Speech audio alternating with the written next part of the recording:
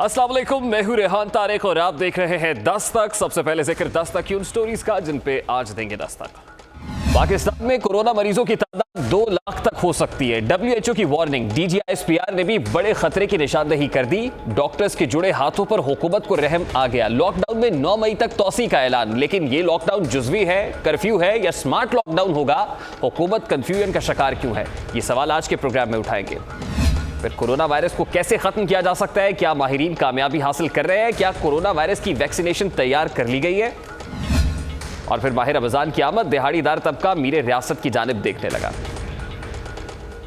आलमी इदारे सेहत के सरबराह का कहना है कि पाकिस्तान में जुलाई के वस्त तक कोरोना मुतासरीन की तादाद 2 लाख से जायद हो सकती है। WHO के सरबराह डॉक्टर टेड्रोस एडनॉम ने खबरदार किया है कि कोरोना वायरस पाकिस्तान के 115 अजला तक फैल चुका है और अगर कोरोना वायरस से निपटने के लिए कोई मौसर इकदाम ना किए गए, कोई हिकमत अमली वज़ा ना की गई, तो जुलाई के वस्त तक पाकिस्तान में कोरोना मुतासरीन की तादाद 2 लाख से तजावुज़ कर सकती है। सिंध और पंजाब ज्यादा मुतासरा सूबों में शामिल है। डॉक्टर टेड्रोस एडनॉम ने कहा है कि पाकिस्तान में सेहत का निज़ाम पहले ही दबाव का शिकार है, हेल्थ केयर सिस्टम पहले ही अंडर प्रेशर है और कोरोना ने अवाम की मुश्किलात में मजीद इजाफा कर दिया है। कोरोना वायरस के मुकाबले के लिए कौमी सतह पर मरबूत हिकमत अमली अपनाना होगी। उधर आज पाक फौज के शोबा ताल्लुकात आमा ISPR के सरबराह मेजर जनरल बाबर इफ्तिखार का है कि कोरोना वायरस के हवाले से आइंदा 15 रोज बहुत ज्यादा अहम है, लिहाजा आवाम घरों में रहें और इसे ही इबादतगाह बना लें। पाकिस्तान में सिविल मिलिट्री क़यादत मिलकर इस वबा के ख़िलाफ़ एक जामे हिकमत अमली से आगे बढ़ रही है। पिछले 58 दिनों के जायज़े के बाद ये वाज़ेह है कि कोरोना कन्फर्म केसेस हमारी इनिशियल प्रोजेक्शन से कम है अल्हम्दुलिल्लाह, लेकिन ख़दशा है कि अगले 2 हफ्ते में ये तादाद पीक कर सकती है और इस सूरत हाल से निमटने के लिए हमें इनफरादी और इज्तिमाई तौर पर शदीद एहतियात की ज़रूरत है। National command and operation centre के प्लेटफॉर्म से पूरी नेशनल एफर्ट को बेहतरीन अंदाज में कोऑर्डिनेट किया जा रहा है। एक तरफ WHO की वार्निंग है तो दूसरी जानिब तर्जुमान पाक फौज की जानिब से खतरे की निशानदेही के बाद हुकूमत ने भी लॉकडाउन को 9 मई तक बढ़ाने का ऐलान किया है। वफाकी वजीर असद उमर ने लॉकडाउन में तौसी का ऐलान करने के साथ साथ रमज़ानुल मुबारक में दूसरों के हुकूक का ख्याल रखने की भी तलकीन की। वफाकी वजीर असद उमर इस बारे में क्या कह रहे थे, आपको दिखाते हैं। स्मार्ट लॉकडाउन भी कहते हैं, वो उसका एक पायलट टेस्ट किया गया था, वो पायलट टेस्ट के रिजल्ट्स आ गए, उसको देख के हमने फिर फाइन ट्यून करके इस निज़ाम को फाइनलाइज किया। आज उसकी हतमी मंजूरी जो है वो कमेटी के इजलास में दे दी गई है। कल से ये नेशनल जो सिस्टम है हमारा वो इम्प्लीमेंट होना शुरू हो जाएगा। बड़ी साइंटिफिक बुनियाद के ऊपर जो माहिरीन हैं इस सब्जेक्ट के, एपिडेमियोलॉजिस्ट हैं, डेटा साइंटिस्ट हैं, उनकी मदद से मुस्तकिल ये करते रहे हैं कि आगे देखा जाए आज से 2 हफ्ते बाद, आज से 4 हफ्ते बाद, आज से 2 महीने के बाद ये बीमारी के फैलाव कहाँ तक जा सकता है। माशरा एक अपने उस स्टेज की तरफ वापस जाए जो एक हमारी आम जिंदगी होती है। फौरी तौर पर ऐसा नहीं होगा, लेकिन वो अमल जो है वो इंशाअल्लाह ताला शुरू हो सकता है ईद के बाद। अगर खुदा ना खास्ता हमने गैर जिम्मेदाराना तर्ज अमल अपनाया, कहीं ऐसा ना हो कि जब हम ईद के करीब पहुंच रहे हों तो ऐसी सूरत हाल पैदा हो कि फिर हमें ईद के लिए और भी बंदिशें लगानी पड़े। वफाकी वजीर को भी मामले की हसासियत का इदराक हो रहा है। वफाकी वजीर ने तो लॉकडाउन में तौसी का ऐलान कर दिया है, लेकिन इस हवाले से उन्होंने कोई SOPs दिए हैं और ना ही लॉकडाउन के हवाले से कोई वजाहत दी है। यही नहीं बल्कि सूबा सिंध के अलावा किसी भी सूबाई हुकूमत ने लॉकडाउन पर वाज़े मौक़िफ़ नहीं अपनाया है, क्योंकि सूबा पंजाब भी स्मार्ट लॉकडाउन का हामी दिखाई दे रहा है। सिंध हुकूमत की जानिब से जारी SOPs के मुताबिक पीर से जुमेरात सुबह 9 से 3 बजे तक कारोबार होगा, जबकि सुबह 8 से शाम 5 बजे तक ग्रॉसरी की दुकानें खुली रहेंगी। महकमा दाखिला SOPs और कारोबारी सरगर्मियों से मुताल्लिक नोटिफिकेशन जारी करेगा, जिसमें वक्त बताया जाएगा। पके हुए खाने की डिलीवरी शाम 5 से रात 10 बजे तक होगी और शहरी में कोई होम डिलीवरी सर्विस नहीं होगी। सिंध हुकूमत की तरफ से वाज़ेह अहकामात है। दूसरी जानिब वज़ीर आला सिंध ने माह सयाम से मुताल्लिक फैसलों पर सदर मुमलिकत आरिफ अलवी और गवर्नर इमरान इस्माइल को भी एतमाद में लिया है। ज़ाब्ता कार के तहत मसाजिद में नमाज तरावी के बड़े इज्तिमात किसी सूरत नहीं होंगे। इससे पहले जो 20 नकाती एजेंडे पर बात हो रही थी, एक मुआहदे पर बात हो रही थी, इस हवाले से सिंध हुकूमत ने वजाहत जारी कर दी है कि तरावी के बड़े इज्तिमात किसी सूरत नहीं होंगे। इसके अलावा शादी हॉल्स और दीगर अवामी मकामात पर भी तरावी के इज्तिमात नहीं होंगे। मसाजिद में नमाज तरावी में 3 से 5 अफराद शरीक हो सकेंगे, यानी सिर्फ मुंतजमीन ही शरीक हो सकेंगे। इफ्तार पार्टियों पर भी पाबंदी होगी और मरकजी शाहराहों पर दस्तरखान लगाना भी ममनू होगा। इससे कबल वज़ीर आला सिंध मुराद अली शाह ने अपने एक वीडियो पैगाम में कहा था कि अगले 15 दिन नहायत अहम है, इसलिए उनमें लॉकडाउन सख्त करेंगे, लिहाजा तरावी अवाम घरों में पढ़ें। ये फैसले हमने डॉक्टर्स और माहिरीन की मुशावरत से किए हैं। मेरी उलमाए कराम से दरख्वास्त है कि वो हुकूमत से ताउन करें। हमारे अस्पताल भर गए हैं, यकीनन हेल्थ केयर सिस्टम के ऊपर प्रेशर है। अगर ये फैसले गलत हैं तो अल्लाह पाक हमारी कर माफ़ कर देगा। मुराद अली शाह क्या कह रहे थे, आपको भी दिखाते हैं। कल डॉक्टर हजरात ने सूबा सिंध के जो काफ़ी मशहूर डॉक्टर्स थे, उन्होंने एक प्रेस कॉन्फ्रेंस की। उन्होंने प्रेस कॉन्फ्रेंस में एक खदशा बताया कि जी जिस तरीके से ये बीमारी फैल रही है, अगर बड़ी जगह बड़े इज्तिमात को कंट्रोल ना किया गया तो ये और ज़्यादा फैल जाएगी और फिर अस्पताल इस मर्ज़ के लिए जो हम फ्रंट लाइन अपने डॉक्टर्स कहते हैं वो भी बेबस हो जाएंगे। सदर साहब ने बहुत मेहरबानी की और ना सिर्फ मुझे फ़ोन पे समझाया अच्छी तरीके से कि जी नहीं ऐसी बात नहीं है, हमारा फ़ैसला जो है वो बिल्कुल फर्म नहीं है, वो हालात के हिसाब से चेंज हो सकता है। उन्होंने कहा कि अगर किसी वक्त हुकूमत वाकई या सूबाई को ये महसूस होता है कि कोरोना वायरस की वजह से हालात ख़राब होते जा रहे हैं या और ख़राब हो सकते हैं, हुकूमत इस पॉलिसी को तब्दील कर सकती है और इस मुआहदे की बिना पे इस फैसले की ज़िम्मेदारी हुकूमत पर होगी, जिसको उलमा इकराम हिमायत करेंगे। अब सिंध हुकूमत की जानिब से क्लैरिटी दिखाई दे रही है। वज़ीर आला सिंध ने सूबे के अवाम को भी इस खतरे से आगाह किया है। उनसे रमज़ानुल मुबारक में एहतियाती तदाबीर इख्तियार करने का मशवरा भी दिया है। लेकिन वफाकी और सूबाई हुकूमतें एक अजीब कन्फ्यूजन का शिकार दिखाई दे रही हैं, जिसके बायस अवाम में बेचैनी फैल रही है। वफाक और पंजाब हुकूमत ने 9 मई तक लॉकडाउन में तोसी का ऐलान किया है, लेकिन बलूचिस्तान हुकूमत ने ऐलान किया है कि सूबे में सिर्फ 5 मई तक ही तोसी की जाएगी इस लॉकडाउन में। यानी तमाम तर सूबे डिवाइडेड दिखाई दे रहे हैं, वफाक और सूबे सेम पेज पर नहीं है। यानी इस अहम मामले पर भी सूबों और अवाम में हमआहंगी मौजूद नहीं है। कौन सा कारोबार खुला है, ये कारोबार कब तक खुले रहेंगे, हुकूमत की जानिब से वाज़ेह ऐलान ना करना अवाम में इज़्तिराब का बाइस भी बन रहा है। हुकूमत अभी फैसला नहीं कर पा रही कि लॉकडाउन करना है, ये मुकम्मल लॉकडाउन होगा, जुज़वी लॉकडाउन होगा, ये स्मार्ट लॉकडाउन होगा या फिर कर्फ्यू नुमा लॉकडाउन ज़रूरी है। इस हवाले से हुकूमत की कोई क्लैरिटी दिखाई देनी थी। वज़ीर आज़म लॉकडाउन के खुद भी हामी हैं, लेकिन कौन सा लॉकडाउन अहम है, वो मुख्तलिफ मराहिल पर क्या कहते रहे। लॉकडाउन के हवाले से कर्फ्यू है, लॉकडाउन है, जुज़वी लॉकडाउन है, स्मार्ट लॉकडाउन है, वज़ीर आज़म पाकिस्तान क्या कहते रहे, उसकी एक झलक आपको दिखाते हैं। एक बड़ी बहस चली हुई है मुल्क के अंदर कि मुल्क को लॉकडाउन कर देना चाहिए। पहले मैं आपको ये बता दूं कि पूरा लॉकडाउन होता क्या है। पूरा लॉकडाउन का मतलब मुल्क में कर्फ्यू लगाना। आज अगर मैं पूरा लॉकडाउन करता हूं तो इसका मतलब क्या है, इस मेरे मुल्क के रिक्शा चलाने वाले, छाबड़ी वाले, रेडी वाले, टैक्सी वाले, छोटे दुकानदार, दिहाड़ी वाले, ये सारे घरों में बंद हो जाएंगे और इनके पास क्या वसाइल होंगे कि ये 2 हफ्ते तक घरों के अंदर अपने बीवी बच्चों का पेट पाल सकें। एक है टोटल लॉकडाउन, मीनिंग के लोगों के ऊपर कर्फ्यू लगा दो। जो टोटल लॉकडाउन है वो बड़ा मुश्किल काम है। यहाँ बिल्कुल एक मुख्तलिफ सिनारियो है, इसलिए ज़रूरत पड़ी तो हम ये कर भी सकते हैं इवेंचुअली, लेकिन स्टेप बाय स्टेप हम जाना चाहते हैं, क्योंकि अगर इस स्टेज के ऊपर हम वो कर दें और अगर फिर भी बढ़ता रहे तो उसके बाद अब स्मार्ट लॉकडाउन की तरफ जाना पड़ेगा। स्मार्ट लॉकडाउन का मतलब ये है कि अब हमें खोलनी पड़ेंगी चीज़ें लोगों के लिए। जो छोटी दुकान है या जो कंस्ट्रक्शन, जो लो रिस्क एरियाज है, ये खोलने पड़ेंगे, क्योंकि ये डेफिनेटली अब लॉकडाउन हो ही नहीं सकता, क्योंकि हम इतने ज़्यादा लोगों तक पहुंच ही नहीं सकते जो लोग मुतासर हैं। यानी हर रेस्टोरेंट्स में, वेटर्स, हर जगह लोग मुतासर हैं।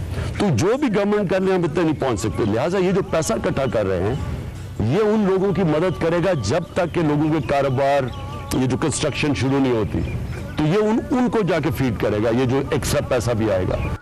अब दूसरी जानिब आलमी इदारे हैं, माहिरीन सेहत हैं, बार बार खबरदार कर रहे हैं कि लॉकडाउन में सख्ती लाई जाए। यहाँ तक कि वो हुकूमत के सामने हाथ जोड़ने पर मजबूर हैं। कराची, लाहौर और पेशावर के डॉक्टर्स अवाम से घरों में रहने की अपील कर रहा है। आज कराची में खवातीन डॉक्टर्स ने भी हुकूमत से लॉकडाउन के लिए सख्त इक़दाम की अपील की। हमें अपनी जान की तो परवाह नहीं है, लेकिन अपनी फैमिली की तो सबको परवाह होती है। अब हमारी जिम्मेदारी है कि हम डॉक्टरों को बचाएं, क्योंकि अगर डॉक्टर मरना शुरू हो गए तो फिर मरीजों को देखने वाला भी कोई भी नहीं होगा, और फिर वो बहुत ही सीरियस सिचुएशन हो जाएगी। वाकई में वो इमरजेंसी हो जाएगी कि जब डॉक्टर नहीं होंगे और मरीज आएंगे कोरोना के और उनको संभालने वाला कोई भी नहीं होगा। हमें मजबूर किया गया है कि हम लोगों के आगे हाथ बांधे। कल डॉक्टर बारी हाथ बांध रहे थे, उस दिन डॉक्टर कैसर हाथ बांध रहे थे। अब हमारी ये हालत हो गई कि हम कहते हैं कि हम हाथ बांधने को तैयार हैं, हम पैर पड़ने को तैयार हैं।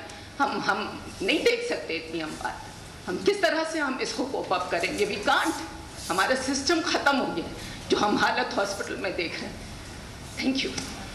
ये जो हुकूमत है हमारी, चाहे वो सूबाई है चाहे फेडरल गवर्नमेंट है, हम उनसे इल्तिजा करते हैं कि आपका फैसला होना चाहिए। खुदारा इस पे फैसला करें। उलमा से हाथ जोड़ के रिक्वेस्ट है कि खुदारा ये फैसला आप वापस ले लें। आप हुक्मरान को बोलें कि नहीं, क्योंकि आप ही कहते हैं कि एक इंसान की जान बचाना पूरी इंसानियत को बचाना है। तो जब आप देख रहे हैं कि अगर आपकी ज़ात से कोई दूसरा बीमार हो रहा है तो ये तो बहुत बड़ी ज्यादती हो जाएगी। तो लिहाजा मैं समझता हूँ कि इसको वापस लिया जाए, और इसमें सबसे बड़ी बात यह है कि डॉक्टर बर्डन ना बढ़ाया जाए डॉक्टर्स के ऊपर, पैरामेडिक्स के ऊपर। अब डॉक्टर्स तो स्मार्ट लॉकडाउन की बजाय मुकम्मल लॉकडाउन की अपील कर रहे हैं। आलमी इदारा सेहत मामलात की संगीनी पर बार बार खबरदार कर रहा है, मगर वफाकी और सूबाई हुकूमतें ताहाल तज़ब्ज़ुब का शिकार है। डॉक्टर्स हाथ बांधने पर मजबूर हैं, लेकिन सरकार को टस से मस नहीं हो रही है। आलमी इदारों के आदादो शुमार खतरे की घंटी बजा रहे हैं, लेकिन सरकार कोई वाज़ेह फैसला नहीं कर पा रही है।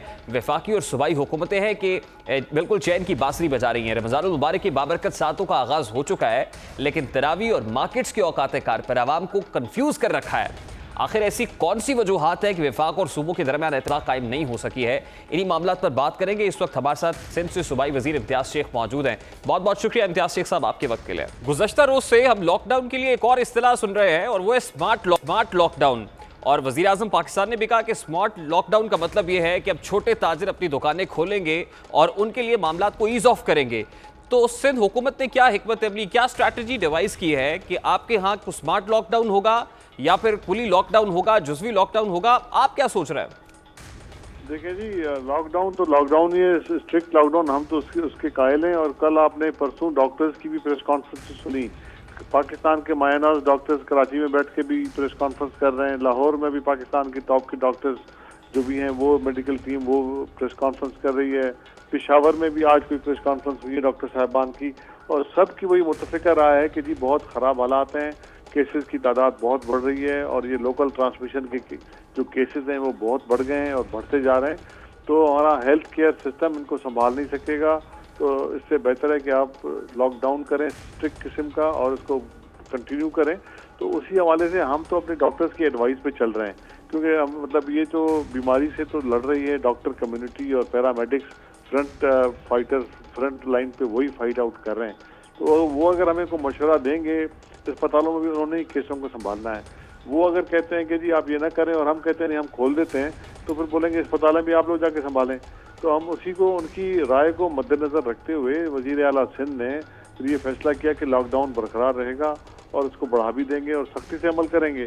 इसी हवाले से तरावी के लिए भी उलमा इकराम से अपील की गई है कि वो अपने फैसले पर नज़रसानी करें, और सदर साहब से भी दोबारा बात की गई है।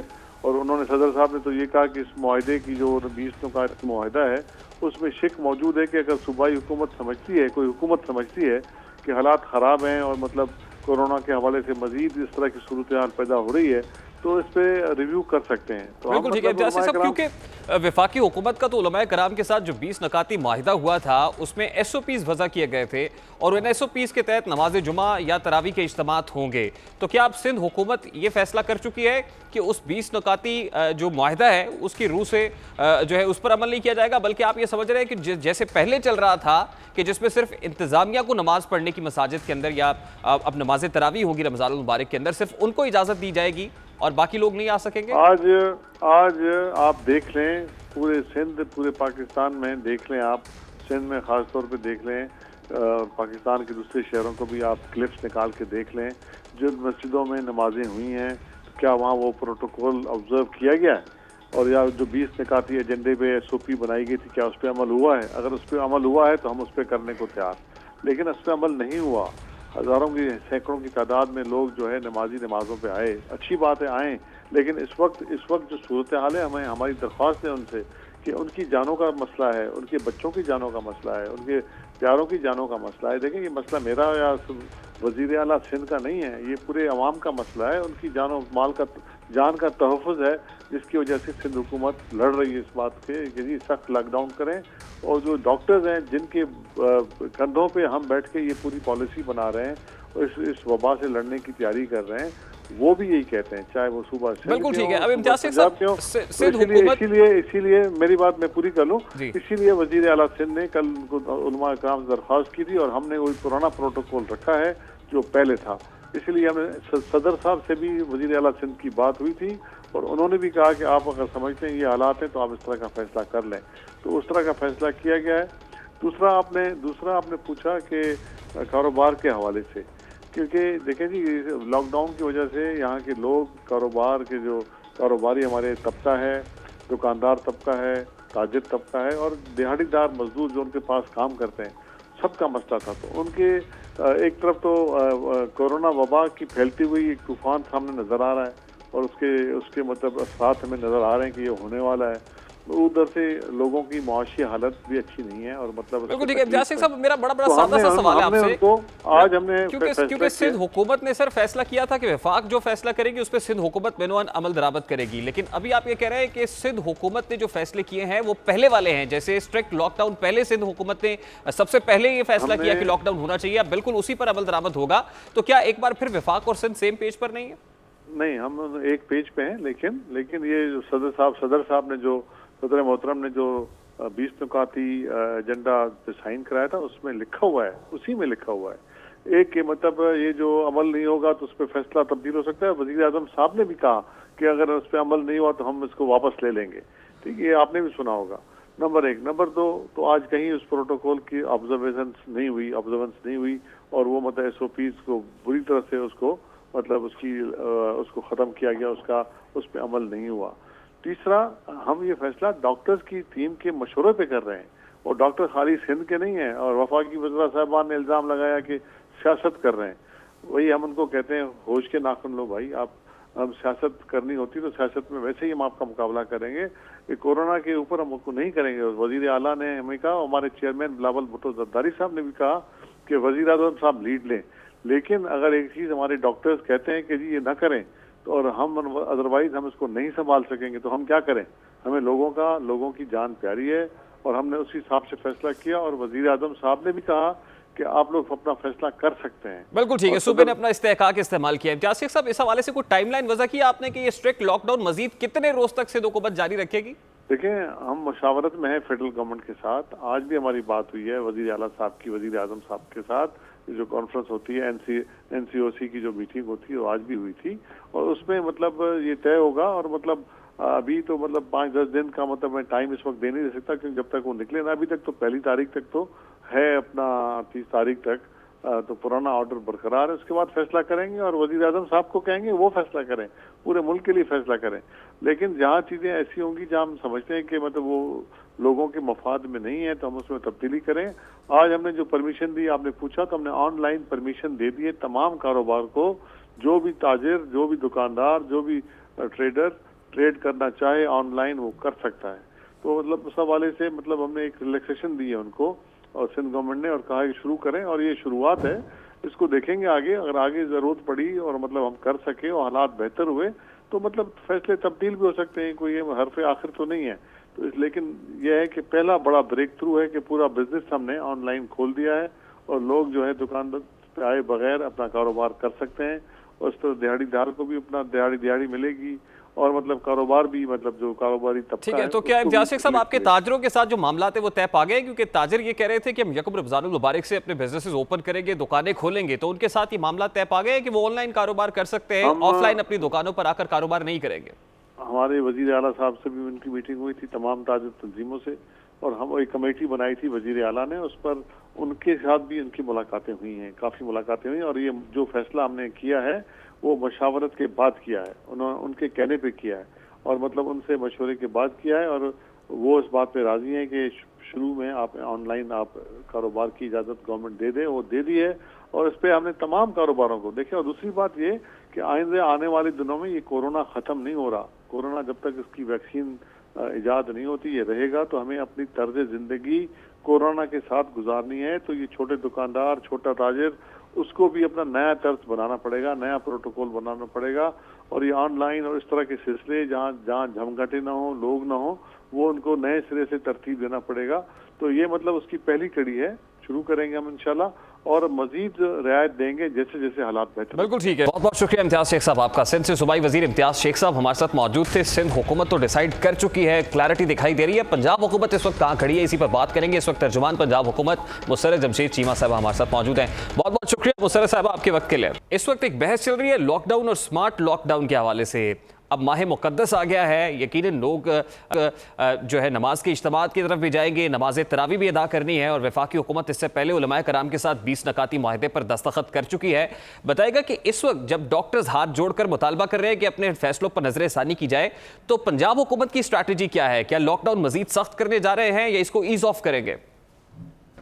बिस्मिल्लाहिर्रहमानिर्रहीम। बहुत शुक्रिया रेहान। बेसिकली अगर हम ये जो हमारी जितनी भी फेडरल गवर्नमेंट की या पंजाब की डिसीजन मेकिंग हुई है, तो अगर आप गौर करें तो आप ये देखेंगे कि पूरी दुनिया जिन्होंने कंप्लीट लॉकडाउन किया, कर्फ्यू लगाए, आज वो स्मार्ट लॉकडाउन की तरफ जा रही हैं। उसकी वजह यह है कि अगर आपकी जितनी मर्जी अच्छी इकोनॉमी हो, जब आपको टाइम लाइन पता हो, 2 months, 3 months, 4 months मैनेजेबल है, स्टेट्स कर लेंगी मैनेज। लेकिन अनफॉर्चुनेटली जो कोरोना क्राइसिस है उसमें जो टाइम लाइन है वो अभी तक डिसाइडेड नहीं है। साइंटिस्ट या जितने भी एक्सपर्ट्स, जो लोग वायरोलॉजिस्ट इस पे काम कर रहे हैं, इसकी वैक्सीन पे, अभी तक जो WHO की तरफ से जो टाइम लाइन सामने आ रही है वो 1 से 1.5 साल का अरसा है। अब 1 से 1.5 साल के अरसे में कोई भी मुल्क, कोई भी इकोनॉमी मुतहम्मिल नहीं हो सकती। अगर इकोनॉमी मुतहम्मिल हो भी तो इतने बड़े पैमाने पे 22 करोड़ के मुल्क या जो करोड़ों आबादी पे मुश्तमिल ममालिक हैं, उनको आप लॉकडाउन नहीं कर सकते। लेकिन मैडम WHO ये भी तो कह रहा है कि अगले 2 हफ्ते बहुत ज्यादा क्रिटिकल है, माह मई बहुत ज्यादा क्रिटिकल है। आज वफाकी वजीर असद उमर साहब ने भी प्रेस कॉन्फ्रेंस करते हुए यही कहा। उनका भी ये कहना है कि ईद तक अगर मामलात संभल गए, हमारे कंट्रोल में रहे, तो फिर तो ठीक हो जाएगा, हम ईज ऑफ कर सकते हैं। लेकिन अगर खुदा ना खास्ता पीक ज्यादा बढ़ती है, इस हवाले से कुछ स्पाइक आती है, तो फिर शायद ईद में इसको मजीद सख्त करना पड़ेगा। तो ऐसे में पंजाब हुकूमत की तरफ से कोई क्लैरिटी दिखाई नहीं दे रही, क्योंकि मियां असलम इकबाल साहब का एक प्रेस कॉन्फ्रेंस कर रहे थे, वो कहते हैं छोटे ताजिर जो है वो दुकानें खोलना शुरू कर देंगे, ग्रेजुअली ओपन होगा, ईज ऑफ होगा उनके लिए। तो क्या मजीद मुश्किल में नहीं चला जाएगा हमारा हेल्थ केयर सिस्टम? नहीं रेहान, इसमें दो डिफरेंट चीजें हैं। हम ये कह ही नहीं रहे कि ये जितना लॉकडाउन हमने किया हुआ है, इनिशियली जब तक हमारे सामने क्लैरिटी नहीं आती, जब आपको गवर्नमेंट के नुमाइंदे ये कह रहे हैं कि अगले 2 वीक वाकई बहुत क्रिटिकल है, और लेकिन जो मैं कहना चाह रही हूँ, कंप्लीट लॉकडाउन की ऑप्शन हमने अवेल कर ली है, जिसको स्मार्ट लॉकडाउन कहते हैं। वो जो इलाके जहाँ पे इक्का दुक्का पेशेंट्स भी आइडेंटिफाई होंगे, पॉजिटिव निकलेंगे, उनको हम कंप्लीट लॉकडाउन करेंगे, और बाकी जिस तरह अभी फिलहाल चल रहा है इसको इसी तरह कंटिन्यू करेंगे। फर्दर इसमें ईज तो वही है जितना हमने दे दिया है।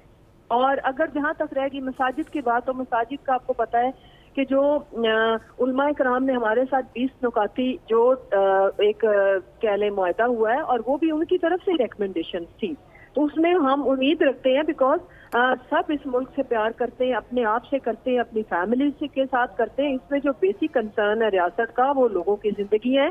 इसमें मुझे पूरी उम्मीद है इंशाल्लाह लोग कोऑपरेट करेंगे, और जहाँ पे कोऑपरेट नहीं करेंगे उसमें हमारे उलमाए कराम अपना रोल प्ले करेंगे, और ऐसी मसाजिद। बिल्कुल ठीक है मैडम। अब सिंध हुकूमत ने अपना सूबाई इस्तेहकाक इस्तेमाल किया है। वो कहते हैं कि मसाजिद के अंदर नमाज तरावी के इज्तिमात हो या नमाज जुमा के, सिर्फ मुंतजमीन ही नमाज अदा कर सकेंगे मस्जिद में, बाकी लोग घरों में नमाज अदा करें। तो इस हवाले से पंजाब हुकूमत अभी भी उस 20 नकाती मुआहदे पर स्टिक है कि उसी 20 नकाती मुआहदे पर अमल दरामद होगा, और उसके बाद खुदा न खास्ता वहाँ केसेस आते हैं तो फिर फैसला होगा कि कौन सी मस्जिद बंद करनी है और किसको खुला रखना है। देखिए रेहान, उसमें बिल्कुल हमारी जो भी इनके साथ डिस्कशन हुई है उलमाए कराम के साथ, उसमें यही डिसाइड हुआ है कि ये लोग SOPs को फॉलो करेंगे। बेसिकली इनका मकसद अल्लाह के लिए इबादत करना है, और वो मेरा ईमान है कि वो मुआहदे से नहीं फिरेंगे। जब आप इतने अच्छे अल्लाह के घर में जाके खड़ा होकर ना कोई गलत बयानी कर सकता है, ना कोई झूठ बोल सकता है, और अगर कहीं कमी कोताही पाई गई तो फिर रियासत अपना इंशाल्लाह अपना जो भी इख्तियार है उसको इस्तेमाल करेगी, और हम इनसे रिक्वेस्ट करेंगे कि वो अपनी चीज़ों को रिकंसिडर करें। और हमारे साथ जो इंतज़ामिया ने जो प्रॉमिस किया है वो ये किया है कि कुछ जो मसाजिद इन चीज़ों को फॉलो नहीं करेंगे वो उनको खुद माजरत कर लेंगे। बिल्कुल ठीक है, बहुत बहुत शुक्रिया मुसर्रत चीबा साहब आपके वक्त के लिए। वो ये कह रही है कि भी माहिदे पर जिस हवाले से बात हुई थी उसी माहिदे के साथ है, लेकिन अगर वो अमल दरामद नहीं करते तो उसके बाद रियासत एक्शन में आएगी, लेकिन शायद बहुत देर हो चुकी होगी। बारकैफ यहाँ एक ब्रेक लेंगे, ब्रेक के बाद जब वापस आएंगे तो वैक्सीन के हवाले से, क्योंकि अक़वाम आलम में इस वक्त वैक्सीन की तैयारी के हवाले से बात हो रही है और यकीनन वही ये जंग जीत पाएगा जो सबसे पहले वैक्सीन तैयार कर लेगा। तो इस हवाले से अब तक की पेशरफ्त क्या है, ऑक्सफोर्ड यूनिवर्सिटी ने क्लिनिकल ट्रायल्स का आगाज कर दिया है, अब तक उन्हें क्या ब्रेक थ्रू मिल पाया है, इन तमाम तर मामलों पर बात करेंगे इस ब्रेक के बाद हमारे साथ।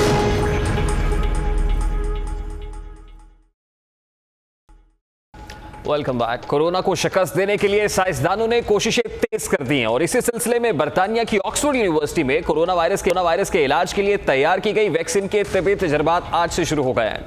ऑक्सफोर्ड यूनिवर्सिटी ने 2 रोज कबल कोरोना वायरस वैक्सीन का तजर्बा शुरू करने का ऐलान किया। ऑक्सफोर्ड की प्रोफेसर सारा फिगबर्ट के मुताबिक कोरोना वायरस के लिए तैयार करदा वैक्सीन का इंसानों पर तजर्बा किया गया है।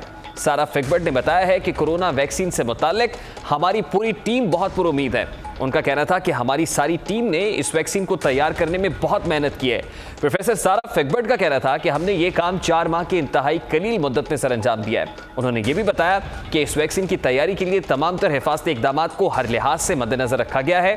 खातून प्रोफेसर का कहना था कि अवाइल में वैक्सीन का तजर्बा 18 से 55 साल तक की उम्र के लोगों पर किया जाएगा। कोरोना वायरस को शिकस्त देने के लिए वैक्सीन की तैयारी में अब कौन सा मुल्क पहले कामयाब होगा, इस तमाम तर मामले पर बात करेंगे। इस वक्त हमारे साथ मौजूद हैं नादिया बुखारी, आप एकेडमिक फार्मासिस्ट UCL है, उनसे बात करते हैं। बहुत बहुत शुक्रिया डॉक्टर साहब आपके वक्त के लिए। आज बरतानिया की ऑक्सफोर्ड यूनिवर्सिटी के हवाले से बताया जा रहा है कि उन्होंने क्लिनिकल ट्रायल्स का ह्यूमन बॉडी पे क्लिनिकल ट्रायल का आगाज कर दिया है। तो इस वैक्सीनेशन के हवाले से बताइएगा और फिर ये बताइएगा कि इन ट्रायल्स के नताइज कब तक मुतवक्का है। जी, तो हमारे यूके के जो हेल्थ सेक्रेटरी हैं उन्होंने आज अनाउंस किया है कि कोरोना वायरस का एक पोटेंशियल वैक्सीन यूके में थर्सडे में ट्रायल भी होगा। सबसे पहले जो है क्लिनिकल ट्रायल प्रोग्राम को डेवलप करना ज़रूरी है, जो फिर एक इस वैक्सीन को यंगर एडल्ट्स में टेस्ट करने की फिर हमें गुंजाइश दे सकता है। अभी हम फेज़ 1 के ट्रायल में शुरू करने जा रहे हैं और ये जो इसको हम ह्यूमन फेज़ कहते हैं, और उम्मीद है कि फिर लेट समर तक हमें अंदाज़ा हो कि ये वैक्सीन इफ़ेक्टिव है कि नहीं। मगर हम ये जहन में प्लीज़ ज़रूर रख लें कि एक सेफ वैक्सीन के लिए एटलीस्ट 12 से 18 महीने लगते हैं मार्केट में आने के लिए।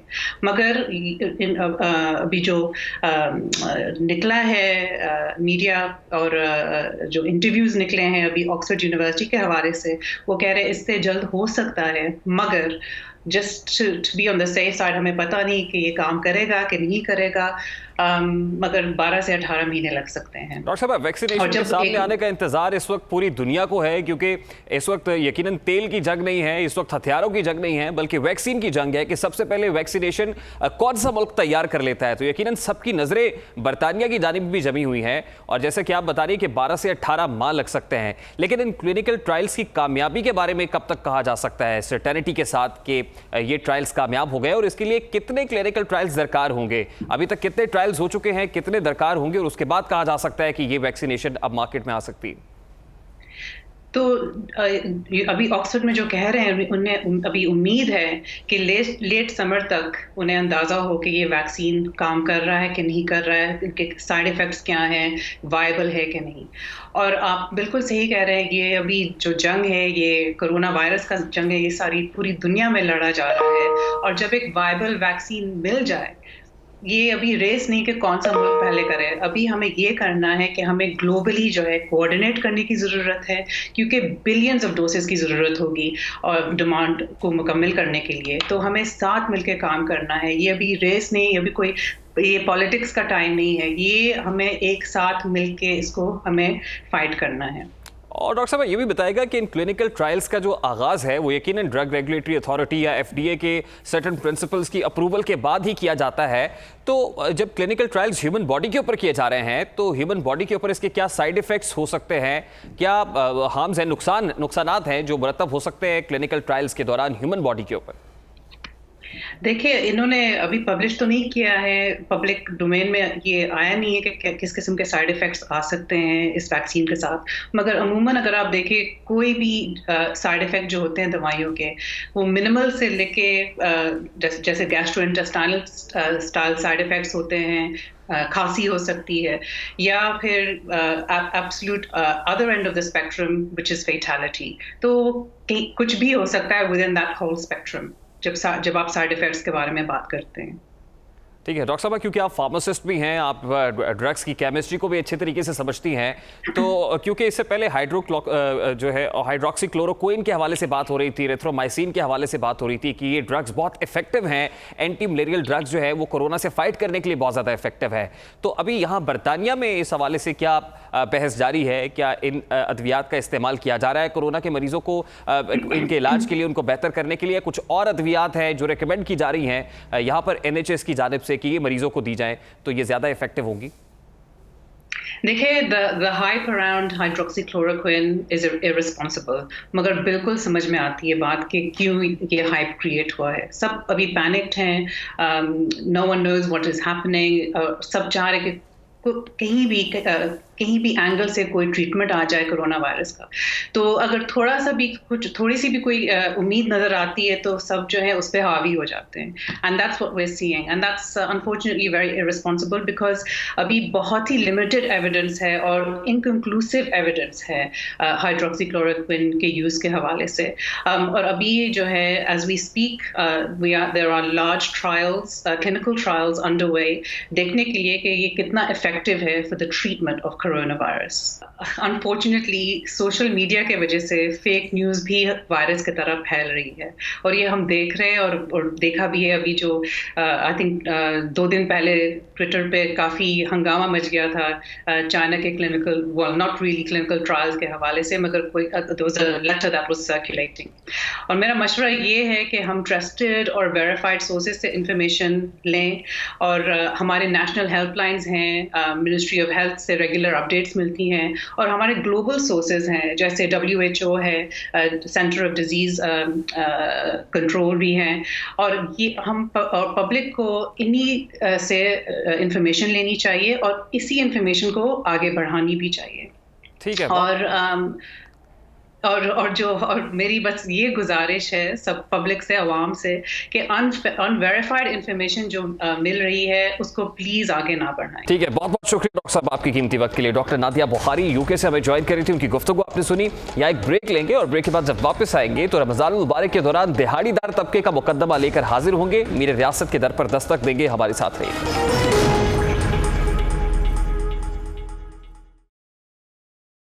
Welcome back. रमजान मुबारक की बाबरकत सातों का आगाज हो चुका है। पूरी कौम सहरो अफ्तार के इंतजामात और इबादत में मसरूफ हो चुकी है। हर फर्द की कोशिश है कि इस माह मुकद्दस के दौरान ज्यादा से ज्यादा फयूज़ बरकत समेट सके। यह माह मुबारक एक ऐसे वक्त में आया है जब मुल्क भर में लॉकडाउन है, कारोबारी जिंदगी मुंजमद हो गया है।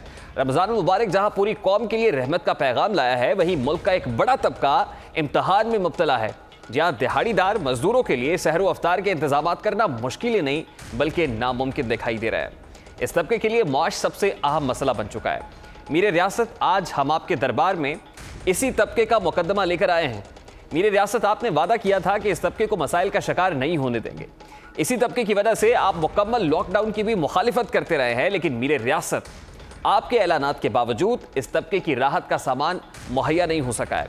मेरे रियासत, आपने एहसास प्रोग्राम के तहत करोड़ों पाकिस्तानियों को रिलीफ पहुंचाने का वादा किया, मगर आपकी हुकूमत के आदाद शुमार के मुताबिक ताहाल सिर्फ 57 लाख अफराद तक कैश पहुंचाया जा सका है।